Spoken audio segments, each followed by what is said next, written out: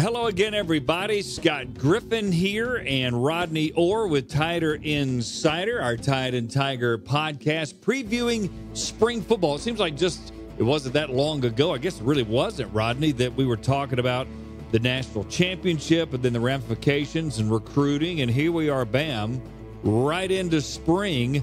It never ends, does it? It really doesn't. I mean, you don't have much of an opportunity to kind of savor the victory that Alabama had, and obviously had another really outstanding recruiting class. And now here we are. We're ready to start another one. Oh, it's incredible what's going on. And there's a lot of staff changes we've talked about, a lot of different things. So we have a lot to cover here on the Tide and Tiger podcast, looking at spring football. What we're going to do is we're going to do offensively, and then a few days from now, we'll do defensively heading into the spring practice, which begins next week. Brought to you by Hong Kong Tailors, the finest fit, fashion, and fabric. Hong Kong Tailors in Birmingham, but they'll fit you in Tuscaloosa or Huntsville or Mobile or wherever you're hearing this message. KirpolaniTailors.com is where to check them out. We'll tell you more about them as we go along. Rodney, we start with quarterback. I mean, that's where you and I have been. It seems like we've been talking about it for a year now. We were screaming at the top of our lungs, figuratively, about Tua Tagovailoa's talent. Finally, it comes out. So here we are heading into a spring, and I'm going to say even as far as how Nick Saban and new offensive coordinator Mike Locksley might look at it with Jalen Hurts and Tua Tagovailoa. Now, is that just me saying that because that's what Nick Saban wants to see? Or is it really what you and I think that Tua Tagovailoa is going to win this job and that's it? Well, again, I think, first of all, let's say this about the spring. People talk about a competition at the quarterback spot. I really don't think there is a competition at the quarterback spot as we head into spring practice. I think what Nick Saban and Mike Locksley are thinking more in terms of, and even Dan Enos for that matter, since he is the quarterback's coach, right, would be this is about development.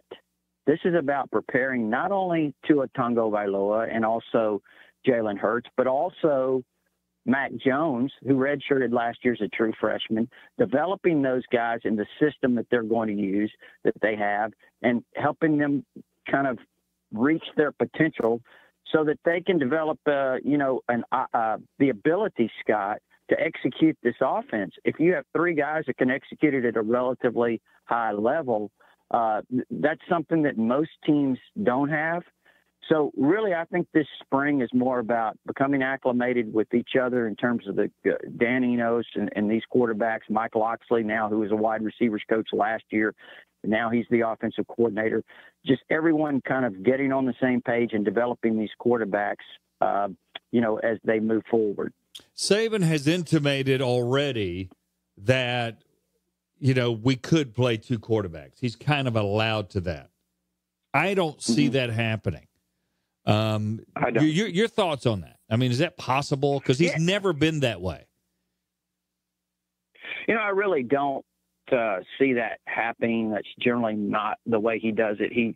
Maybe he's done it a couple of times in the past when it was, he had to do it at other places. He hasn't done that here at Alabama. I mean, obviously he did to some extent last year. I mean, it wasn't even a two quarterback system by any stretch of the imagination, but, Tua did play probably more than most backups in Nick Saban's scheme of things. But no, I don't, this just personally, I don't see him having a two quarterback system with these two guys. Yeah, I because they both really have similar skills. It's kind of this perception that Jalen Hurts is this far superior runner, and I don't think that's accurate at all with what we saw from Tua Tagovailoa against Tennessee specifically. And you mentioned at your speech in Pensacola last week about how quick his feet are. We all know how he lowered his shoulder and got that key first down in the national championship game. This guy's a good runner. Oh, absolutely. Actually, he has, to me, much quicker feet than Jalen Hurts. Now, Jalen may be a faster runner. He has some different kind of gifts when it comes to, he kind of has that change of speed, and he can, make some little subtle moves to make people miss that are really good. But I do think Tua brings a lot of qualities as a runner. I mean, who will forget that head fake he put on that Tennessee defender and on that 30-yard touchdown run was pretty amazing back last season. So, again, I think both of them in their own rights are outstanding runners. Obviously, the difference is that Tua is a pure passer in terms of knowing how to read a defense, making decisions before the snap on where the ball needs to go, making multiple reads on a play. I just think that Tua, those things are kind of natural to him, instinctive. It's something that he's always done. And Jalen is probably more of a one-read quarterback. He's to me, a zone read option type quarterback. So that's the difference. I think that just from a pure passing standpoint, obviously Tua is a much better player. And again, that's nothing against Jalen, because I do think that Tua, when you look at him, is one of the most gifted passers I've seen, really, on the college, in college football. Certainly at Alabama, I think that he may be the most gifted I've ever seen here. And I know people think, well, you're kind of exaggerating. I'm really not. That's just my opinion. Everybody's entitled to their own opinion. I'm not saying he's perfect, let's be clear, but I just think, and I've thought this from very early on after seeing him, Scott, that his gifts throwing the football are pretty special. There's no doubt. I think he's got Namath kind of arm quality, if you will, more athletic maybe. Of course, Joe was athletic before his knee injuries, but he's that kind of special atmosphere is what I call it when he walks onto a practice field or to a game, the way the players respond to him. Is Nick Saban making a mistake by trying to position this as hey, I might play two quarterbacks? Should he just say, frankly, this is a wide open deal, may the best man win? In your opinion? Yeah, I think it's fine what he's doing, actually. And again, I think it all goes back to the development part of it. That's what they want to see this spring, is try to develop all of these quarterbacks and have them focused on that rather than, let's talk about a competition and all of those types of things. So I think really his approach is fine. Because I do believe, like I said, it's all about developing these guys. And again, you can't predict what's going to happen in the future. If one of these guys thinks, well, hey, I'm not going to be the guy, and let's say Jalen Hurts, hypothetically, that's him, and he decides he wants to leave, well, there's really nothing you can do about that. But certainly I do think where it is right now, it's all about developing them, as you start to look to move forward. And then also we might add that Gardner Minshew, the grad transfer quarterback from East Carolina, obviously he's not going to be here for spring before people, wonder about that. He won't arrive until late May.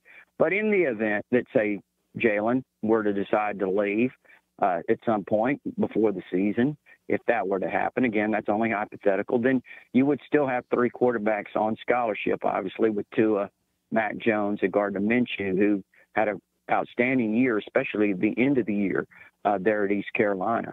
You do expect one to leave, Tua or Jalen, correct?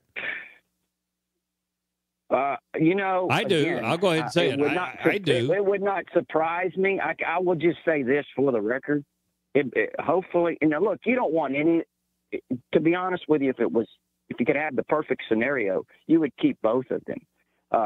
But I would say this: Alabama can't let Tua Tagovailoa get away under any circumstances. The guy's a special player. I mean, and again, that's no disrespect to Jalen Hurts, but Tua's a special player.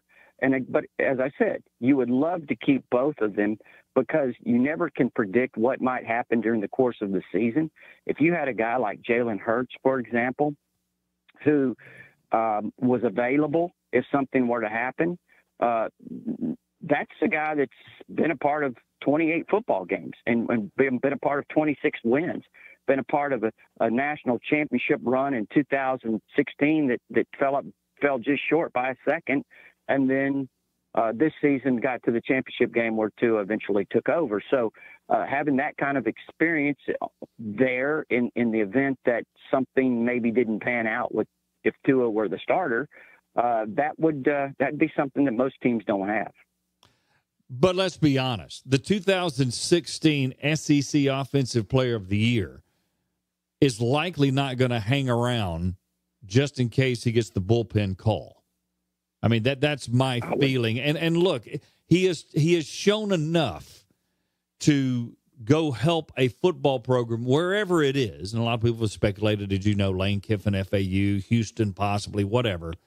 But he has shown enough to possibly go help another program. I mean, so I just can't imagine one or the other losing out on the job, so to speak, but hanging around because they're in love with the University of Alabama. You know what I mean? I may be wrong, but I just don't see it. Yeah, and that's a good point. I think eventually that's something that probably we'll talk about. But, you know, as we stand right now, as we move into next Tuesday, it's going to be something that both of them will be here. So, you know, that'll be a question for, I guess, another day, right? Yeah, we'll have to see how it shakes out. But you and I have talked about, as we wrap up the quarterback talk, the transfer coming in is really insurance for that happening. You know, for a guy like Mac Jones who has not played, and this is a guy that has played some Division I football and been pretty good at it. Absolutely, no question. So that's what this is about, right? That him coming here. I think that's a big part of it. I mean, obviously, I think the goal is always to have 4 quarterbacks on scholarship. That's the number that most coaching staff shoot for, even 5 sometimes, depending. But Gardner Minshew it would give them 4, 1 left. Then you would actually be right in the same situation you were last year when you only had 3. So Alabama would have to play it out with 3 this year.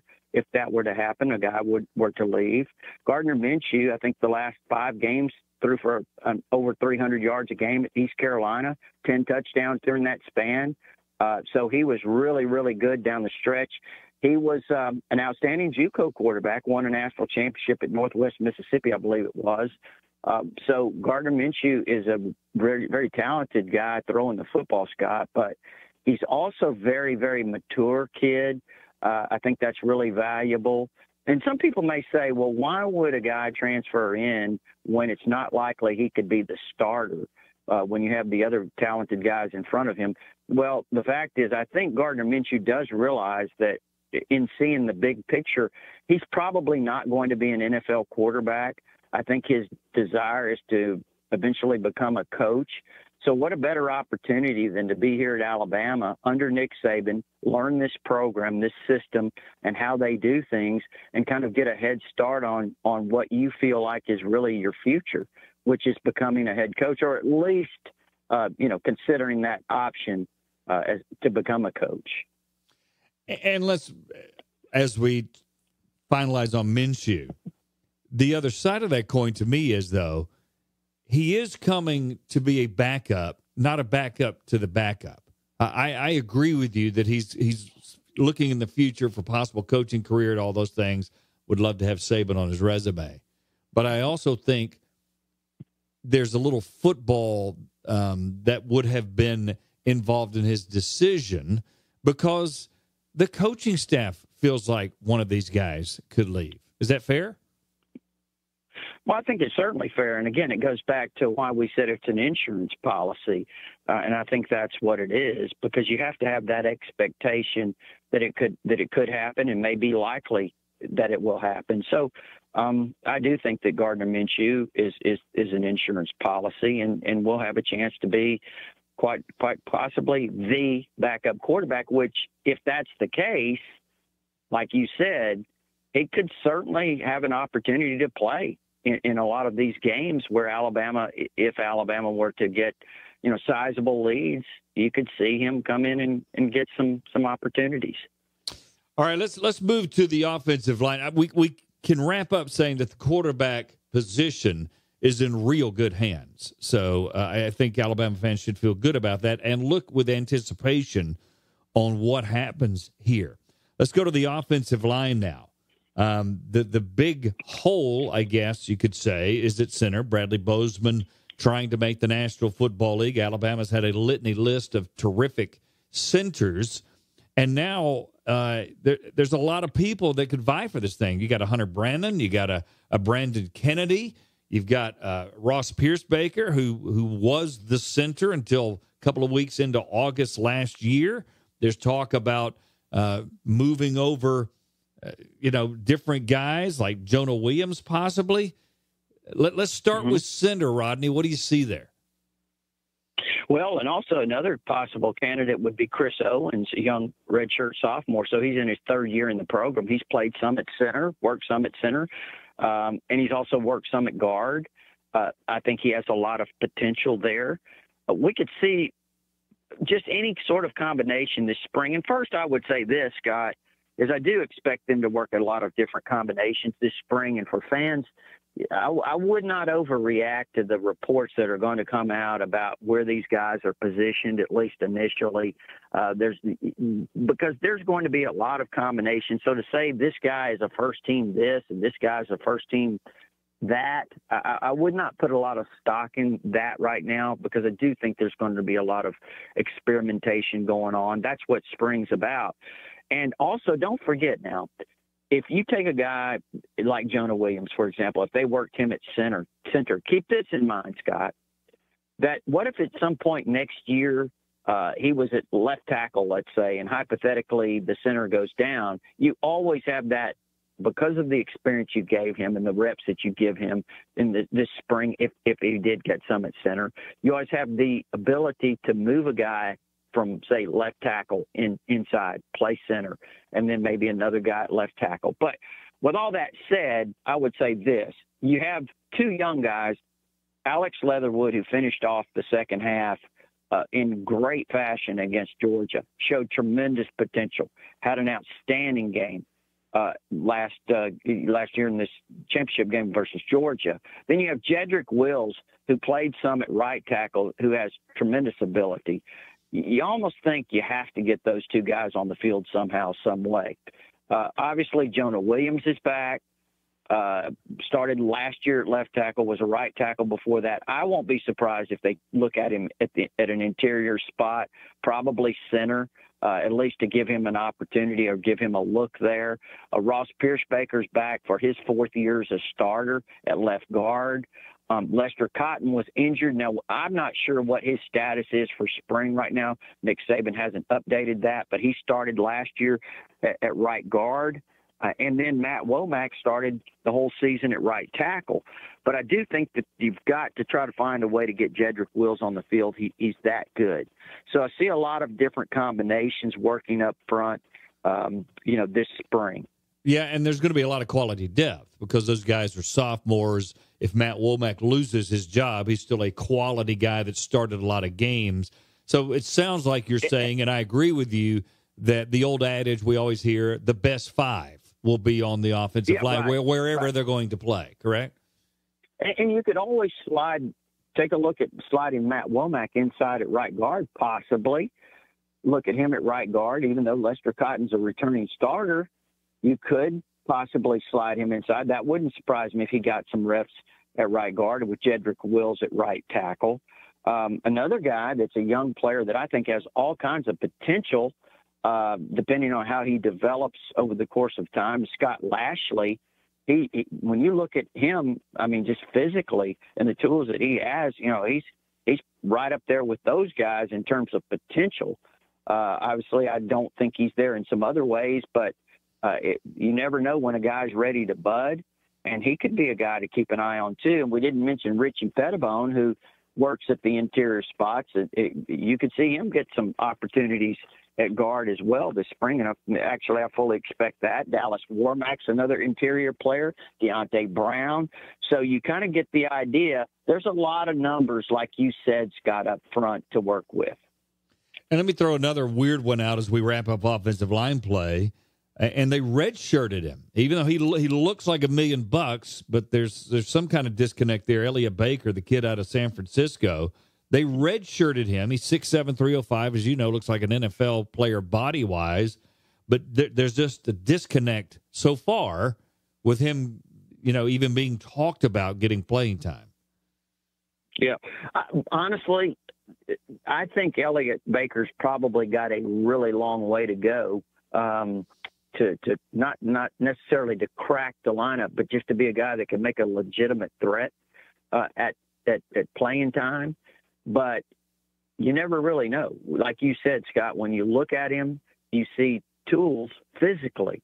But I think he was really lagging behind last year. So we'll see what kind of step he takes this spring. All right, let's move to running backs. It's very deep. There wasn't a lot of signing of running backs for Alabama.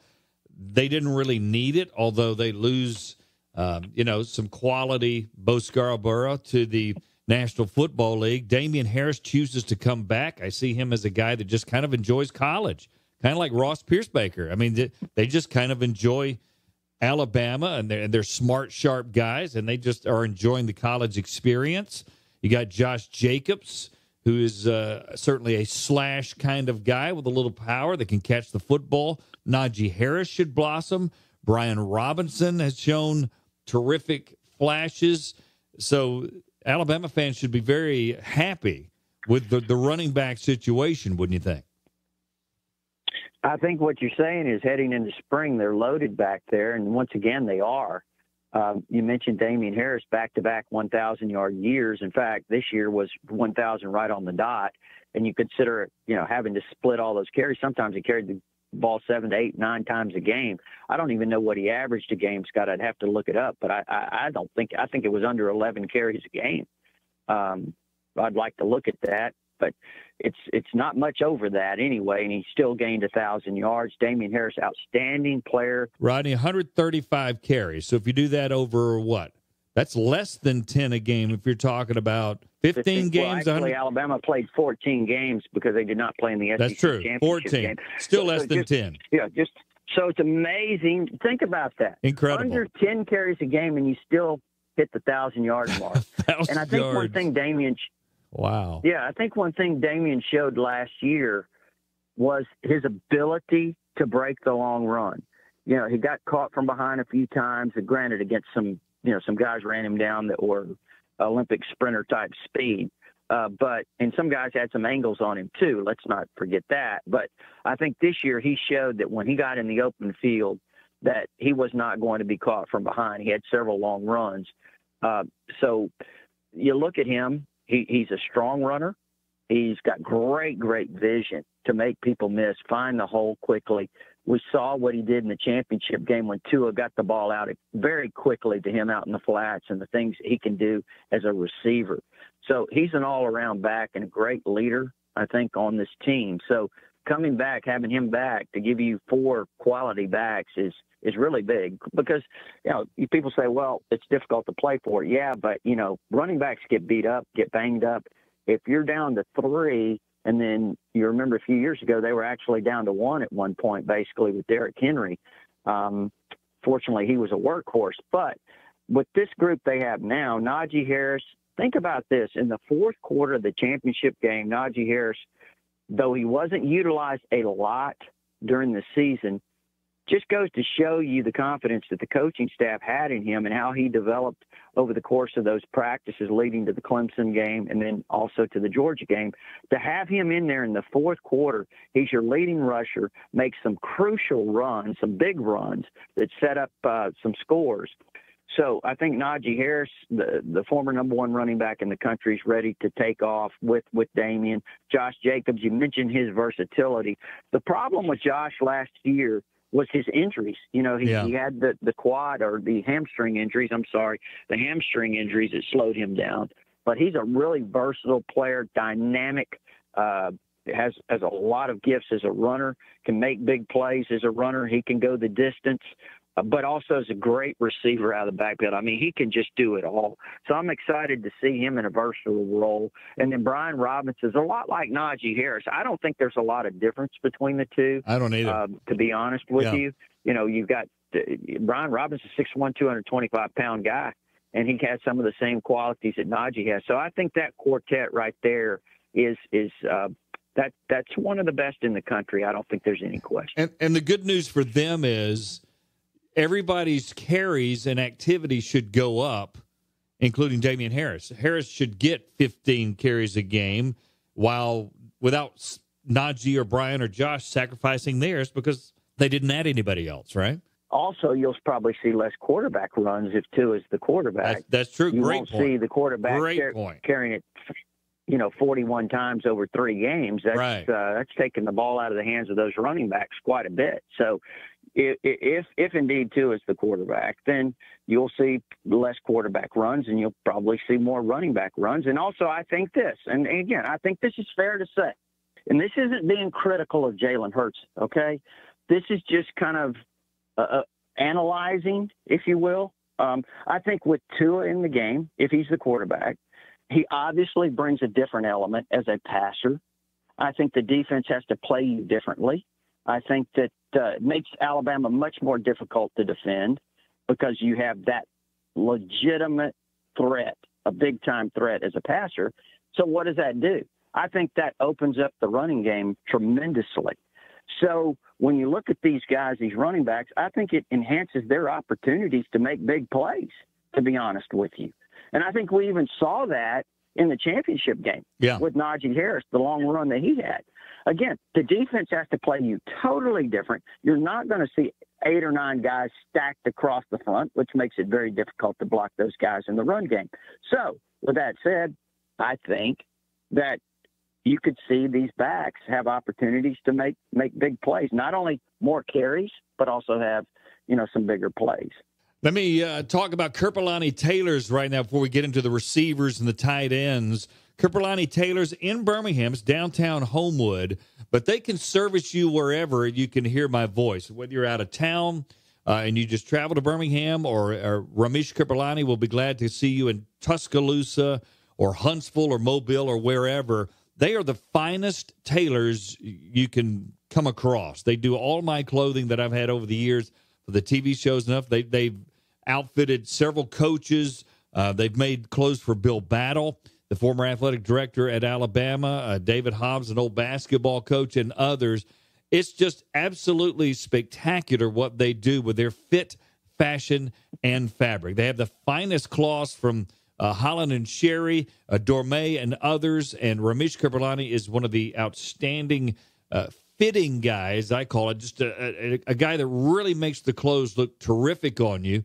And he is just second to none. So check out Hong Kong Tailors. The actual website is KerpelaniTailors.com, right there in the village of Homewood, near downtown Birmingham, and check it out. He'll be glad to set up a meeting with you wherever you are and show you some of the fabrics and the fit that he can do. Okay, Rodney, let's stay on the interior before we go to the wideouts with tight ends.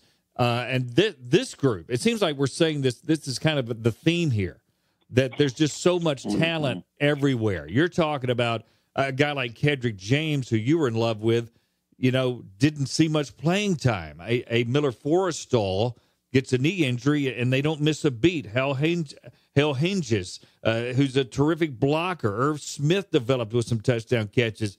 There's a lot of talent at the tight end position. Yeah, there really is. And you mentioned Hal Hinges going into his 4th year. His career has basically flown by, but, just a guy that's unsung. When you think about it, he's been playing since his freshman year, been a contributor. Very solid, as you mentioned, blocker. We saw him get involved in the passing game more this year, caught a few touchdown passes. I think Irv Smith has tremendous potential there at the tight end spot, a guy that's got good size, solid good size, 6'3", probably 250, 255, Scott, but he's very athletic. He can get down the field and make catches. I think we'll see him more involved this year as a receiver. You talked about Forrestall, who was injured early with that knee injury that required surgery, missed basically the whole season, but he did get a redshirt year. Yes. We'll see what his status is this spring. Probably limited would be my guess, but again, nothing official from Nick Saban yet. And you mentioned the 2 young guys, Major Tennyson, was a true freshman last year, came up with a couple of catches. Yeah. I really like Major Tennyson, about 6'5", 250 or so. I think he's going to be an outstanding player in time. And Kendrick James he's a guy Scott now I think can be a star type player. And, 6'5", he's over 260 pounds. He's very athletic. He can get down the field and catch the football. I think he's a guy to really keep an eye on at tight end. Now, again, you have a group there. So a lot of those guys in front of him, older guys, are going to obviously get some snaps. But I do think Kendrick James will be a guy that will be very interesting to watch at that tight end position. Okay, so they're good there. Everybody's pretty balanced blocking. We think Hinges gets the starts normally because of his blocking, but everybody is capable of blocking and catching the football, and there's some playmakers there up and down that roster. Let's end with, before we go to kicking game, we'll talk about the wide receivers. Normally, this is the odd thing about this, Rod. If you talked about a Calvin Ridley type guy leaving a college program with the amount of catches he had compared to the numbers everybody else had, you would say, wow, they've got some rebuilding, that there would be a worry there. That's not the case for Alabama, is it, in this regard? Yeah, I think in 3 years, if I'm not mistaken, Ridley caught, 224 passes, second leading receiver in Alabama football history. So you're right. And then you start looking at the other ones. What Jerry Jeudy had, 10 or 11 catches. He's the second leading receiver in terms of the receivers. Obviously, Bo Scarborough had a few more catches, but he was a running back. So you're right. On paper, if you just look at the numbers, you say, a lot of rebuilding to do. You lost Robert Foster. You lost Cam Sims. Those are really considered 3 starters. But you have Jerry Jeudy, who I think is going to be a phenomenal player. He'll be in that Ridley kind of mold, maybe somewhat mentioned in the same breath with him, and even a guy like Amari Cooper eventually. Henry Ruggs, he had, 6 or 7 touchdown receptions last year. I think he only caught 9 balls or whatever, but, he was very productive. You saw him catch 3 on that one drive in the championship game against Georgia, the Alabama's first touchdown drive, including the touchdown. So Ruggs is an outstanding player. He's dynamic, can make big plays. And then Devontae Smith, he had 2 game winners last year. How about that as a true freshman? The Mississippi State game when he caught that quick slant pattern, and then, of course, the national championship game, obviously, go down in history for that. So he's a quality young receiver as well. And, Derek Keefe's back, gives you a tall veteran receiver.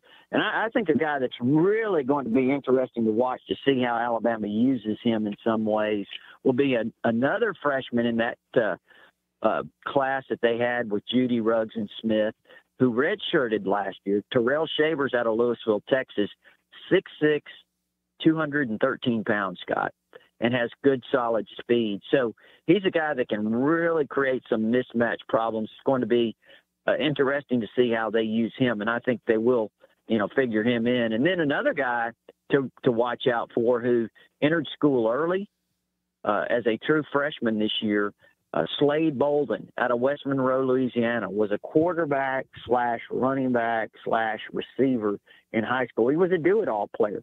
Had 110 career touchdowns accounted for at West Monroe, a quality program, played against quality competition there in Louisiana. So he's a guy at 5'11", 200 pounds. Scott can do a variety of things, has deceptive speed, great moves. He's when you watch him run, he actually does have a little bit of, now I'm not saying he's this guy, let's be clear, but you can see some Christian McCaffrey type things in him. And I really like Slade Bolden. He'll be interesting to watch this spring, but he could be a guy valuable at that slot receiver position. Yeah, they're loaded at wide receiver. Seems like we're saying that at every position. And Bolden could be that Danny Amendola kind of guy that, we kind of brought that from the Patriots with Brian Dable when he came down here for a year. But he was very instrumental in getting Slade Bolden from Louisiana and identifying him as a guy that could be very utilized for Alabama. Finally, kickers, Rodney. This has been the bane of Alabama fans for many years. They've had a few punters over the years, not many incredible kickers, and that's not making fun of any of the kickers or Papanastas from last year or anything like that, because he had a solid year. Did not have a good championship game, but had a solid year. But I think Alabama fans are kind of tired of solid. That they want the kickers to be like we see at the other positions. So what do you agree with that? And then what can you tell us about the kicking game? Well, I certainly agree with what you said in terms of it being from the fans' perspective, that they get frustrated a little bit with that. But and I know we're talking about this spring, but let's think about this real quickly. Let's say this for Andy Papanastos. He had a great year last year overall. And in the championship game, yeah, he missed that crucial kick. Obviously, it did not turn out to hurt Alabama, but he had some big kicks in that game, too. He had that 42, 43-yard field goal. The ones he did hit, the two he did hit, were crucial in the PATs. So it wasn't all bad, but you're right. That one there is something that Alabama fans focus on, not just from him, but you've seen it in the past with some other kickers that have missed some crucial kicks that put Alabama in bad situations. So I guess what we're talking about is having a guy that's money in the bank. You know, when you're talking about from 45 in and has the ability to hit from 55 plus on a consistent or 50 plus on a consistent basis, I think that's the kind of kicker that, you know, everybody wants that kind of guy. And Alabama's missed on a few of those. So right now, this spring, the focus is probably on Joseph Bulovas, who will be a freshman this year. He was obviously signed or came in the past class, set out as a blue shirt last year. But he has the ability, Scott, in terms of leg strength to really, you know, connect from a distance. The question is accuracy and consistency and all of those things with him. So we'll see what happens this spring. Now, obviously, Alabama's taking a grad transfer kicker, not going to be here this spring, but will come in and join the team this summer. I don't think he's going to be on scholarship, but he's a guy that Alabama wanted to come in from Temple, Austin Jones, who was 50 of 67 in his career at Temple. So he's a guy, as you start to move forward, Austin Jones, into the fall camp, that's a guy we'll be talking about later. But this spring, Joseph Bulovas, who is again, will be a true freshman from Louisiana, or a blue shirt freshman, if you will, from Louisiana, who I think will be the focus this spring. All right, as we wrap up, let's discuss the coaching. Mike Locksley's got a couple of 5,000-yard seasons on his resume from Illinois and Maryland. He has utilized the running game. He's been highly ranked there. Passing game, he's heavily involved with Alabama. It was a natural move for him to go up. Joe Panuzio goes to running backs. He's mainly done tight ends and special teams in his entire career, but certainly he can get over there and coach the running backs, since running backs and tight ends kind of do very similar things. What do you think of the staff, the offensive coordinator specifically, Mike Locksley, and then, of course, Dan Enos, who you're very high on at the quarterback coaching position? Right. Mike Locksley has, as you mentioned, had success when he was at Illinois back 10 years ago. Had a lot of success as their offensive coordinator. And again, it's Illinois. So keep this in mind. They led the Big Ten in rushing 2 years. And another year, when he was the offensive coordinator, they led the Big Ten in passing. So he's a guy that I expect, Scott, I think he really likes an up-tempo style, even faster maybe than what we've seen of Alabama in the past. So be interesting to watch how they do that. And he has an excellent resume. And then Dan Enos, who has been an offensive coordinator, I thought he did a fabulous job at Arkansas, given the players that they had. And people talk about the quarterbacks at Arkansas, Austin Allen, Brandon Allen, those two guys, the brothers. I thought he did a tremendous job with both of them, developing them. So he's a pro-style guy. I think that he likes to, mix up a physical running game with play-action passes, really like Dan Enos. And I think he's been on Nick Saban's radar for a long, long time. And when he was available there at Michigan, when they hired him after Bielema was fired at Arkansas, and Enos went to Michigan for a month and then came down here. So I think it's a really big pickup because I think he's going to do an excellent job of developing the quarterbacks. So I like that. Joe Panunzio is a veteran coach.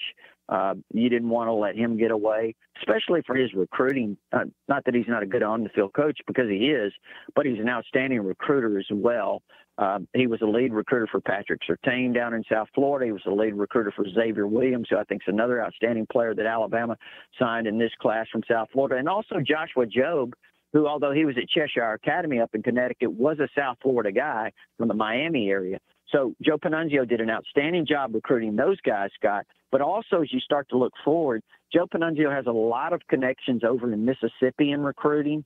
Last year was not a good year in Mississippi. This year's a very good year. And I think Joe Panunzio's connections over there will be valuable in helping Alabama recruit that state in this 2019 class. Rodney Orr never gets very far from recruiting. We're talking about spring football, and Rodney goes right into recruiting. I love it. Well, hey, let's be honest. Spring football and recruiting go together, because they're out there. They're going to be recruiting these guys now, and a lot of these guys, these prospects for 2019, are going to be coming in for visits. I know that's for another podcast, but still, wanted to throw that in there about the value of Joe Panunzio. Well, and you and I both agreed that the staff overall, we've already done this on a podcast, if you look at it, it's young, it's kind of energetic, there's a lot of new faces, but the common bloodline is top-notch recruiters, and I think Nick Saban identified that. Right, and I think it's a great combination of recruiters / coaches as you look at all of them. And I know you wanted to talk about the guys on the offense first, the staff. And what about Josh Gaddis? I think that what a coup that is to get him as the wide receivers coach. He'll replace Loxley at that spot. Here he spent the last 4 years at Penn State with James Franklin, spent a couple of years at Vanderbilt with Franklin as well. A great recruiter, was the Big Ten Recruiter of the Year in 2016, I believe it was. And not only that, but how he develops those receivers at Penn State, did a great job of developing those guys, has a lot of connections in recruiting all over, especially up in that area, up in the eastern seaboard area and those areas, Pennsylvania, Ohio, et cetera, Maryland, so forth. So I think Josh Gaddis is a real coup as the wide receivers coach and also for his recruiting. And Jeff Banks, he is the tight ends coach now, along with special teams. So he's an outstanding special teams coach. There's no question about that. Maybe the best special teams coordinator in the country, reputation-wise, or certainly one of them, and a great recruiter as well. I mean, he's got connections in Texas, especially in Houston and all over that state. He's got connections in Arizona, California. Listen, I think when you look at all of those guys, and Loxley's been a tremendous recruiter as well in the past, tremendous recruiters, but also excellent coaches. All right, great stuff from Rodney Orr. Remember, you go to TighterInsider.com, join it. It's only $48 for the year. Get on all the message forums that are second to none on anything you'll find on the internet, for sure, with all the information there. All the video that we give you from the practices and interviews, podcasts like this, and much more. TighterInsider.com, only $48 a year. Rodney, we'll take a few days and let people absorb this, and then we'll talk again about the defense as we get ready for spring football beginning next week. For Rodney Orr, this is Scott Griffin saying so long, Tide and Tiger. The Alabama Spring Offensive Preview is done. We'll talk to you in a few days.